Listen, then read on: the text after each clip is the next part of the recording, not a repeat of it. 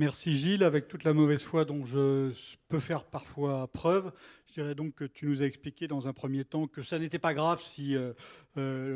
l'homme disparaissait du monde du travail, de la production, au détriment du numérique, avant de nous expliquer dans un second temps que le numérique pouvait être au service d'un homme et donc le numérique augmente l'homme et ne le remplace pas. Donc à Eric maintenant de nous raconter sa vision. Alors, puisque Gilles nous a autorisé à dire n'importe quoi, je ne vais pas m'en priver, du coup, c'est assez tentant. En fait, j'avais prévu de vous faire une présentation assez structurée, 20 minutes en 18 slides, mais je pense que ce qui est plus intéressant là, c'est d'entrer directement dans la discussion, de façon à ce qu'ensuite on puisse l'ouvrir à un partage avec vous. Alors, ce sera peut-être un peu plus touffu, mais du coup, au moins, voilà, ça créera tout de suite l'interaction. Moi, c'est vrai qu'il y a plusieurs choses sur lesquelles j'aimerais revenir, même si après j'inclurai d'autres éléments que je voulais évoquer, y compris des éléments concernant la blockchain, je suis désolé. Mais il y a un moment, quelqu'un doit se dévouler pour en parler, donc si c'est pas toi, c'est moi. Voilà. Mais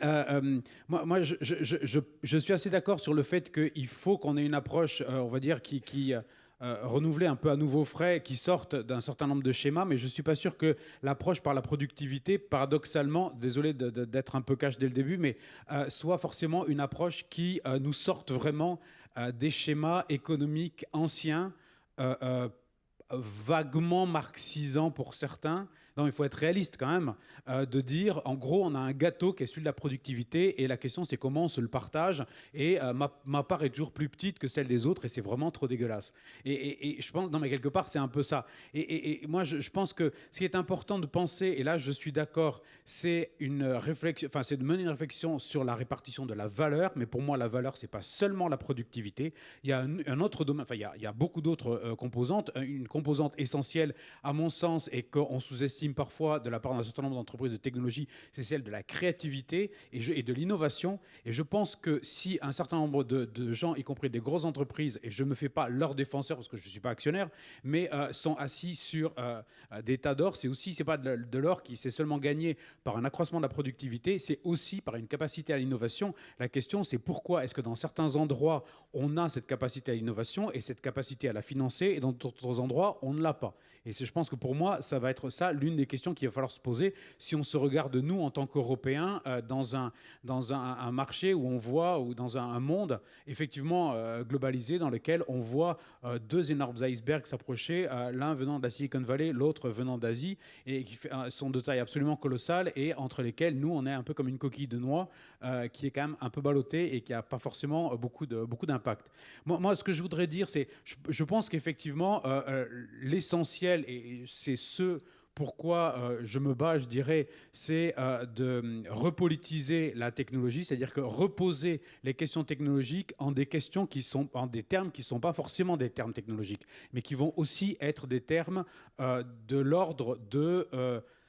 quelle société voulons-nous bâtir et quels moyens mettons-nous en œuvre pour bâtir cette société, et quel courage politique avons-nous pour bâtir cette société. Pour faire simple, je dirais, dis-moi quelle société tu veux et je te dirai de quelle technologie tu as besoin. Mais je pense que c'est important de voir les choses sous cet angle-là, parce qu'on se rend compte que trop souvent, la technologie, elle est pensée soit pour elle-même, soit pour un marché, soit pour un business model. En l'occurrence, effectivement, si on prend le cas des fintech et de ce qui est quand même une technologie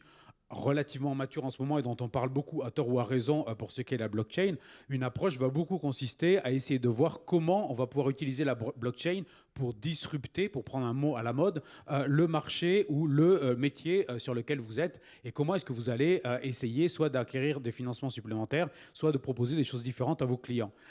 La vraie question à se poser, c'est qu'est-ce que la mise en œuvre d'une technologie, à mon sens, fait à la société dans son ensemble, et pas seulement à un secteur d'activité. C'est-à-dire que si on prend le cas de la blockchain, les questions sont souvent posées en termes soit de gouvernance, soit est-ce que c'est falsifiable, est-ce que c'est sûr, est-ce qu'on peut vraiment lever des fonds à partir de ça, etc. La vraie question, à mon avis, c'est plutôt comment dire, quel type de société ça va créer et quel type de contrat social ça va créer. en fonction du type de blockchain qu'on utilise. Juste pour en prendre un exemple simple, si on prend, on va dire, l'exemple que tout le monde a en tête de ce qu'on appelle les crypto-monnaies, qui n'en sont pas, qui sont plutôt des crypto-assets, mais en l'occurrence du Bitcoin ou de l'Ether, en fait, quelle est l'idée derrière tout ça? C'est de dire on va remplacer une monnaie souveraine par une monnaie dont on se dit que finalement, elle peut se passer d'une banque centrale. En disant que quelque part, une monnaie, au fond, elle s'appuie sur... la monnaie, elle s'appuie sur la confiance et que ce dont on a besoin, c'est d'avoir globalement le même vocabulaire, autrement dit, les mêmes instruments de compte et les mêmes instruments monétaires, et on va s'entendre à partir de ça. Sans forcément penser qu'une monnaie souveraine, elle s'appuie aussi sur une économie, c'est aussi une dette sur une économie. Ça dit quelque chose de la confiance commune que l'on a en une économie, et ça dit aussi la capacité qu'on a entre nous à avoir cette, entre guillemets, conversation monétaire, si la monnaie est un langage,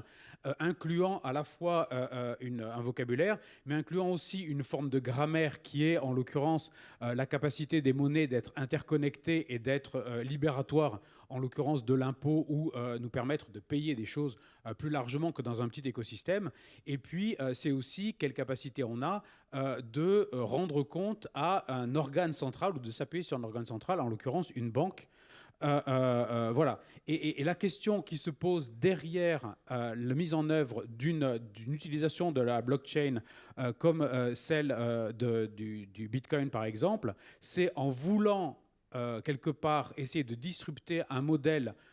monétaire et économique, de casser quelque chose de l'ordre du contrat social. C'est-à-dire, quelque part, en quoi est-ce que les smart contracts, et ça fait un peu référence à la conversation qu'on avait juste avant d'entrer en scène, en quoi est-ce que les smart contracts, au bout d'un moment, peuvent finir par pirater le contrat social. Et c'est vrai que dans des sociétés qui vont être des sociétés ou des économies un peu à l'anglo-saxonne, avec une approche légale qui va être une approche on va dire, du contrat, ce mode de fonctionnement semble parfaitement fonctionner. Dans une approche qui est la nôtre, qui va être une approche plutôt qui est celle du contrat social, on s'aperçoit que ça pose problème. Et ça pose problème parce que, au fond, je veux dire, la blockchain, dans son approche Bitcoin, et ce n'est pas la seule approche, et il existe d'autres possibilités d'utiliser les mêmes protocoles de façon, à mon sens, plus créative au niveau social, dans cette approche-là, quelque part, ça va... comment dire ça je suis un petit peu perdu l'idée là. Excusez-moi, c'est ça de se lancer sans son PowerPoint. C'est la difficulté, on va dire, ça va être de... quelque part, de casser la confiance que les utilisateurs ont dans un système. Et quand je pense les utilisateurs, c'est les citoyens, la confiance qu'ils ont dans la monnaie, la confiance qu'ils ont dans le système monétaire, dans le système bancaire. On voit qu'il y a quand même une fragmentation, une fissuration de la confiance que beaucoup de gens, et ça rejoint quand même ce que vous disiez, que beaucoup de gens ont dans on va dire à la fois le système, à la fois économique et financier. Et je pense que renforcer cette inquiétude par rapport à cette confiance-là, morceler cette confiance, ça ne va pas dans le bon sens. Donc voilà, moi je pense que c'est peut-être en ce sens-là ou en ces termes-là qu'il faut poser les questions, c'est-à-dire essayer de voir dans quelle mesure on va mettre en œuvre des technologies qui vont construire un modèle social qui va être un modèle stable et solide. Et là, je pense qu'effectivement, il y a quelque chose de l'ordre du courage politique à avoir, il y a quelque chose de la repolitisation de la technologie qu'il faut qu'on mette en place. Il faut aussi peut-être quelque part qu'on revienne aux sources de ce qui fait la confiance. Et ce qui fait la confiance, c'est aussi quand même une façon d'aligner les moyens, les paroles et les actes, on va dire, pour faire simple. Et j'ai l'impression qu'en fait, on est dans un monde, à la fois un monde économique et un monde politique, dans lesquels les fake news ne sont pas arrivés par hasard, et il y a quand même une forme de distanciation entre le faire et le dire, qui, au bout d'un moment, quand même, produit cet effritement de la confiance. Voilà, donc tout ça en quelques mots pour juste rebondir un petit peu sur ce que vous disiez et se dire finalement, la question c'est comment, de façon plus générale, il faut qu'on considère la technologie. Je pense que malheureusement, et après j'en reviendrai à des considérations plus pratiques, on va dire, je pense que trop souvent, la technologie, elle nous est présentée soit par des gens qui nous vendent la technologie, et elle nous est présentée comme une espèce de totem, Et quelque part, c'est un peu ça, c'est la totémisation de la technologie, c'est je crée un truc, c'est fabuleux, je le mets en face de moi, et comme sur la place des villages, des sociétés primitives, je me mets à vénérer cette chose, et cette chose que, entre guillemets, je vénère, j'attends qu'elle m'apporte une forme de sécurité ou une forme de protection. C'est exactement comme ça que fonctionnent les veaux d'or, les idoles, les totems. Je me demande si quelque part, à certains égards, on n'a pas cette approche-là de la technologie, qui est une approche où quelque part, on perd un peu le lead sur la technologie. C'est-à-dire qu'en fait, on laisse la technologie nous emmener quelque part. Après, il y a l'autre approche. Alors ça, c'est peut-être un peu, on dirait, l'approche d'un certain nombre de grands de la technologie qui ont envie de nous vendre cette technologie et de nous laisser nous embarquer dans une voie où quelque part, on ne contrôlerait plus vraiment notre projet de société, mais on aurait, on va dire, on acquiescerait à un projet de société qui, consciemment ou inconsciemment, est le leur. Et là, en l'occurrence, effectivement, c'est une approche relativement américaine. Après, il y a une autre approche qui, à mon avis, me paraît aussi un petit peu dangereuse, qui serait une approche, on va dire, conservatrice européenne, un peu par la régulation, qui consiste à dire, oui, ils essaient de nous vendre quelque chose, donc on va réagir, donc on va réguler. À un moment, il faut réguler. Ça fait un peu suite à une conversation qu'on avait juste avant. Désolé, c'est un peu privé de joke, mais juste avant d'entrer sur scène. Mais c'est important, à un moment, de se dire... Voilà, si on dit qu'il faut repolitiser la technologie, si on dit qu'il faut avoir un courage politique, si on dit qu'il faut bâtir une société et que c'est à partir de là qu'on va choisir les outils technologiques qu'on met en œuvre, la question derrière tout ça, c'est quelle est la place de l'autorégulation, quelle est la place de la régulation, quelle est l'interaction qu'on est capable d'avoir avec les acteurs et notamment les grands de ces technologies. Je pense qu'il ne faut pas avoir une interaction frontale, il ne faut pas essayer de se battre contre eux. Moi, endiguer les GAFA, d'abord, ça me paraît infaisable. Je disais effectivement tout à l'heure que j'aimais pas tellement qu'on parle, là aussi pas tellement parce que je les défends, mais qu'on parle de GAFA en mettant dans un même lot à des entreprises qui font du retail, de la vente de devices ou des réseaux ou des réseaux sociaux ou des différents types de plateformes. Mais effectivement, si on les voit collectivement comme étant, on va dire, une forme d'impérialisme ou de puissance américaine, je pense que d'abord, on ne peut pas vraiment les réguler. Deuxièmement, vous disiez, et c'est vrai qu'ils sont assis sur beaucoup d'argent, qui pourraient être les principaux investisseurs du monde. Est-ce que vous auriez envie qu'ils soient les principaux investisseurs du monde? Ça veut dire, est-ce que vous auriez envie qu'ils choisissent les investissements que quelque part, ils donnent le là de la finance mondiale? Je pose la question. Pour être en interaction avec eux, comme vous l'êtes aussi par ailleurs, on se rend quand même bien compte que sont des entreprises qui, à la fois, ont envie de gagner des parts de marché dans une approche qui est une approche finalement assez business et assez simple, qui est chaque fois qu'il y a une technologie et qu'il y a un marché en face, on fait de l'argent en mettant cette technologie sur le marché. On voit bien que la somme de tous ces mouvements qui consistent à mettre en œuvre différentes technologies sur différents marchés, ça ne constitue pas un projet de société, ça constitue la résolution d'une succession de problèmes que nous avons. Je ne sais pas, on voit tout le temps que le livreur arrive à un moment où on n'est pas là et donc on va faire installer une serrure Amazon, comme ça le livreur va pouvoir ouvrir la porte et poser le paquet à l'intérieur de notre logement sans qu'on soit là. Donc il y a un problème, ça apporte une solution. Ce n'est pas ce solutionnisme un peu simpliste qui va suffire à bâtir une société, mais en même temps, je pense qu'on ne le fera pas non plus en excluant les acteurs du marché. Et puis, l'autre point, c'est qu'à mon sens, c'est vouloir, on va dire, s'attaquer de façon un peu frontale à un certain nombre de grands de la technologie qui sont des grands qui actuellement nous impactent parce qu'ils sont déjà arrivés chez nous et qui sont d'origine américaine. C'est ne pas voir que les encore plus grands, je pense, qui sont arrivés, vont venir de l'autre côté, qui pour le moment sont largement sur leur marché, parce que c'est un marché qui est relativement clos, parce que c'est un marché qui est très important, parce qu'il y a la différence de la langue et de la culture, mais ce sont des gens asiatiques, et eux, ça m'étonnerait beaucoup, vu le type de capitalisme qu'ils ont, ou d'économie, et vu le type de politique qu'ils ont, qu'on puisse les réguler. Donc voilà, moi, ma question, c'est comment on va prendre en compte le dialogue avec ces différents acteurs, qui de toute évidence sont des acteurs plus gros que nous, un peu plus lourds, pas facile à manœuvrer, mais comment on va faire en sorte que chaque fois les technologies se mettent en œuvre de façon à nous permettre de,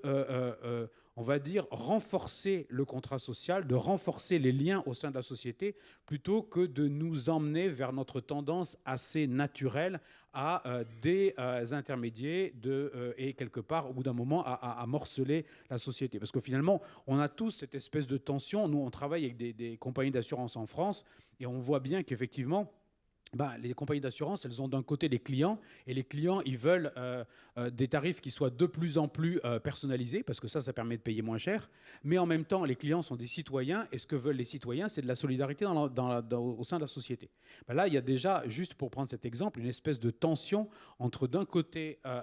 un client qui veut de la personnalisation, et de l'autre côté, le même en tant que citoyen, qui veut quand même qu'on garde une forme de société. Comment est-ce qu'on pense cette tension entre les deux? Comment est-ce qu'on accompagne les groupes d'assurance dans cette réflexion et cette transformation de leur métier? En gros, comment on pense une politique publique qui va intégrer les acteurs privés et qui va intégrer l'innovation au service d'un projet qu'on a envie de bâtir ensemble. Pour moi, ça va être ça la question. Je ne pense pas que ça puisse se faire au niveau français parce qu'on voit bien que d'abord, on n'a aucune indépendance technologique. Donc, de toute façon, dire qu'on est pour ou contre telle ou telle chose, ça ne nous aide pas beaucoup parce que de toute façon, les acteurs en question ne sont pas chez nous. Au niveau européen, on se rend compte qu'on est aussi un tout petit peu à l'étroit, à la fois en termes de financement et en termes de taille des acteurs. Je pense que cette réflexion-là, elle ne va pouvoir se mener qu'au niveau international. Donc voilà, je pense que c'est peut-être autour de ça que moi j'aimerais, en vous ayant apporté ces éléments, j'en conviens peut-être un petit peu décousu, mais justement pour pouvoir réagir tout de suite, c'est autour de ça que je pense que ce serait intéressant qu'on ait un peu une conversation.